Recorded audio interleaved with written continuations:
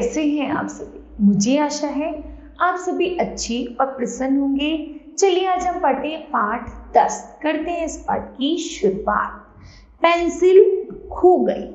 ठीक है, इस पाठ में हमें शिष्टाचार के बारे में बताया गया है। चलिए पढ़ते हैं। मधु आज विद्यालय आई तो बहुत खुश थे। आज उसका जन्मदिन जो था, वह चाहती थी कि सभी साथियों के साथ वह अपना जन्मदिन मनाए। वह अपनी सहेली मीता को बताने ही वाली थी कि आज उसका जन्मदिन है, पर मीता की पेंसिल खो गई थी, इसलिए वह कुछ नाराज थी। उसने मीता को कहा, आज शाम को उसकी बातचीत में ही काटकर मीता ने चिल्लाकर कहा, तुमने ही तो कही मेरी पेंसिल नहीं चुराई। यह सुनकर मधु घबरा गई और रोने लगी।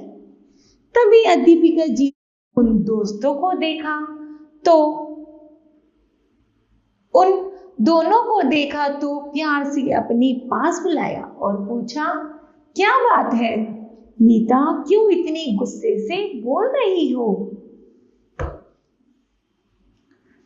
और मधु क्यों रही हो? मधु ने रोते रोते कहा, मैडम मैं आज मीता को अपने जन्मदिन की दावत पर बुलाने के लिए जब उसके पास गई तो वह मुझसे कहने लगी कि मैंने उसकी पेंसिल चुराई है। यह कहकर मधु ने मुश्किल से अपने आंसू रोके। मीता तपाक से बोली, मैडम कल यही तो मेरे साथ बैठी थी, कल से ही मेरी पेंसिल नहीं मिल रही। अध्यापिका जी बोली, जल्दी में कोई भी बात बिना सोचे समझे नहीं कह देनी चाहिए। क्या तुमने अपना बस्ता अच्छी तरह देखा? किस रंग की थी तुम्हारी पेंसिल? जी सफेद और नीले रंग की, मीता ने उत्तर दिया। अपना बस्ता मेरे पास लाओ, अध्यापक जी ने कहा।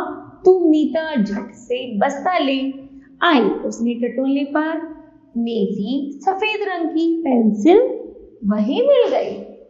यह देखकर मीता बुदबुदाई, अरे मुझे यह क्यों नहीं दिखी? वो इसलिए कि तुमने ठीक से देखा ही नहीं और मधु को रुला दिया। मीता ने शर्म से गर्दन झुका ली। मधु को प्यार करते हुए अध्यापक जी ने कहा, उसे जन्मदिन की बधाई दी। मुझे माफ कर दो, मीता ने धीरे से कहा।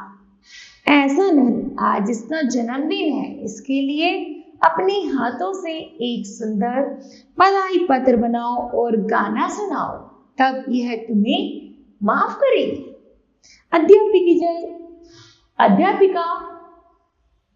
अध्यापिका जी ने कहा तो दोनों मुस्कुरा पड़े। जरूर बनाऊंगी, मीता ने खुशी से मधु की ओर देखते हुए कहा।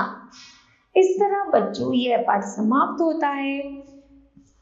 आप सभी को भी एक दूसरे से शिष्टाचार अर्थात प्यार और नम्रता से व्यवहार करना चाहिए। ठीक है, तो मुझे आशा है बच्चों यह पाठ आप सभी को समझ आया होगा।